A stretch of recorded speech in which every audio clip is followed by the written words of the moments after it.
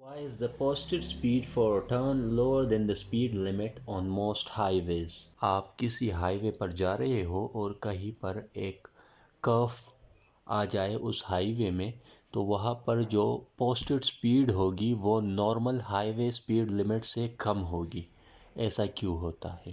جب آپ سیدھا جا رہے ہوتے ہیں کسی بھی خاص ویلوسٹی سے تو آپ پر کوئی بھی سائیڈ ویز فورس نہیں ہوتا آپ کی گاڑی پر، لیکن جب آپ کسی کرو میں انٹر ہو جاتے ہیں تو چونکہ یہ پاتھ سرکولر پاتھ بن جاتا ہے اور کسی بھی سرکولر پاتھ میں اگر کوئی بھی باڈی موو کرے گی تو مطلب اس کا ڈائریکشن چینج ہو رہا ہے۔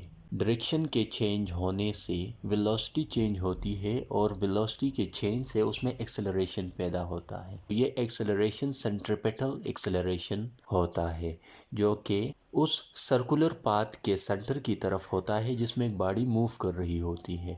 یہ ایکسلریشن سینٹریپیٹل فورس کے نتیجے میں ہوتا ہے جو کہ centre of that circular path کی طرف ہوتا ہے۔ اب یہ جو آبجیکٹ یہاں پر موو کر رہا ہے in this direction in the circular path, اس پر towards the centre of the circular path ایک سینٹریپیٹل فورس لگے گا۔ جیسا کہ ہم نے Newton third law of motion میں پڑھا ہے کہ every action has a reaction, تو جب باڈی پر انورڈ ایک سینٹریپیٹل فورس لگے گا تو اسی باڈی پر آؤٹ ورڈ ایک سینٹریفیوگل فورس بھی لگے گا۔ سینٹریفیوگل فورس برابر ہوتا ہے سینٹریپیٹل فورس کے، لیکن اس کے اپوزٹ ڈائریکشن میں۔ اب centripetal force mv² divide by r کے برابر ہوتا ہے، یعنی کہ centripetal force directly proportional to the square of the speed ہے۔ اب کرو میں اسپیڈ لمٹ کیوں کم ہوتی ہے؟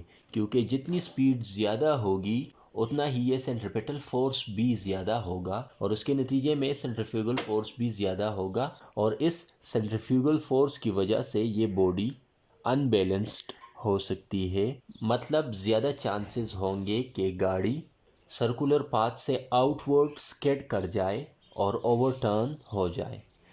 اس سے بچنے کے لیے ہمیشہ کرو پاتھ پر speed limit normally straight path کے مقابلے میں کم ہوتا ہے، کیونکہ اسٹریٹ پاتھ میں اس سینٹریفیوگل فورس کا مسئلہ نہیں ہوتا، اس ان بیلنسنگ فورس کا مسئلہ نہیں ہوتا۔